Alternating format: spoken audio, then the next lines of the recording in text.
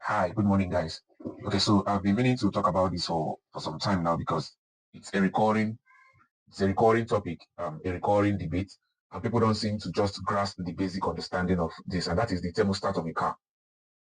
Now, in the vehicle, there are basically two types of thermostats. The one controls the coolant, the flow of coolant into the engine and out of it, the radiator, and all of that. The other one controls the air conditioning compressor and what have you.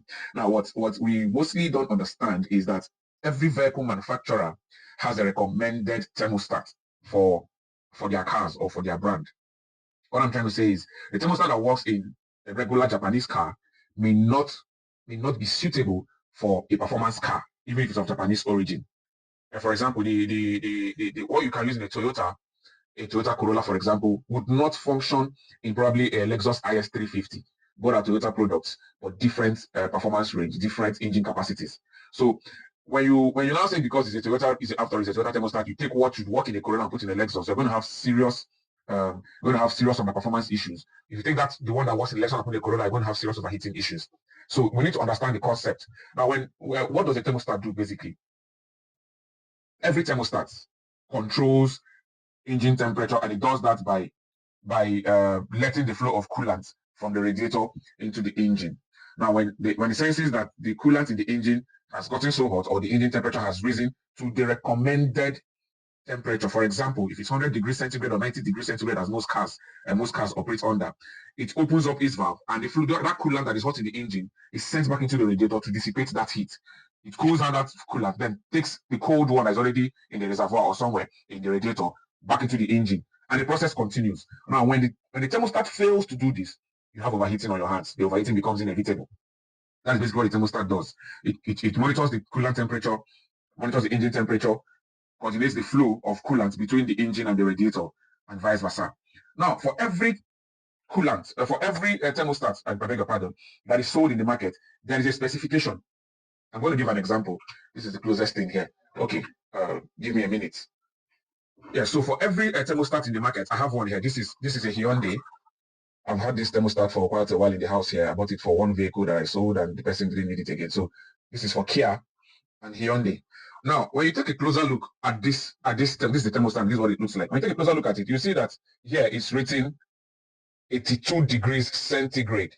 Sorry, I don't know how my camera can do justice to this. It's written here 82 degrees centigrade. Now, it simply means this is for a Hyundai Elantra, and it means that this thermostat is going to open up its valve when it senses that the coolant is already at 82 degrees centigrade.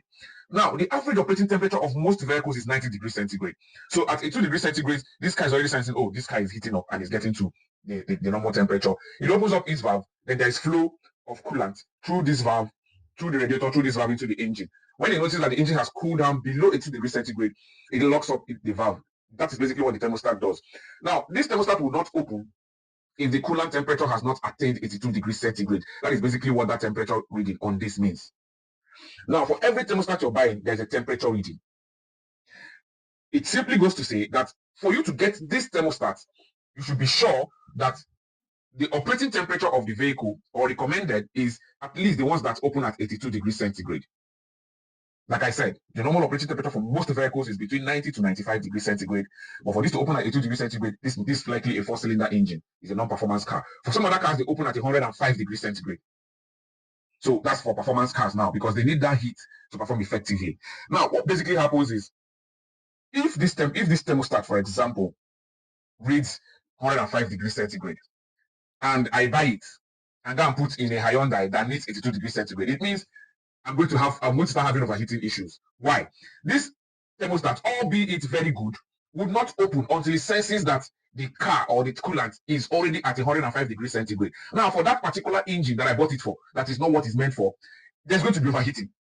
You keep seeing your temperature gauge go up above what it should be. And you keep wondering, my fans are working. Everything is okay in the car. There is coolant, there is water, there is this, and there is that. Water pump is okay. But I keep having overheating. Is that when mechanics, most mechanics will tell you, Oga, now your thermostat to come out.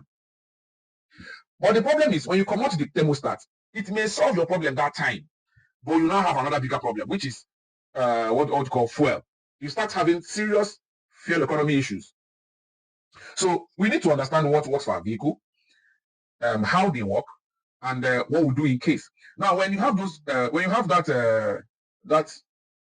thermostat on your hands, what you need to do is remove the one in the vehicle, check the temperature reading. Chances are you're using something that is meant for another vehicle for your car. So you take up a vehicle manual, find out what is recommended for your car, buy it. Don't let people be fooling you or be moving around, telling you just buy anything you see in the market because they want to sell. This is a brand new Hyundai. I bought this. This is getting to almost 1 year now that I've had it in the house here. If I thought that I started talking about it, I remember that I kept this thing somewhere. And just looking at it, I'm seeing 82 degrees centigrade. I didn't even know about this as at the time I got this, because I just got the alert. Not until I was doing some research some weeks back, and it dawned on me that this could be something that has been affecting many people's cars that have come my way. And now the problem with removing the thermostat totally from the car is it fools the engine into thinking the temperature outside is good. So what happens? The brain boss keeps sending fuel into the engine, and now causing incomplete combustion, causing you fuel economy issues. So removing the thermostat is not the solution to the problem.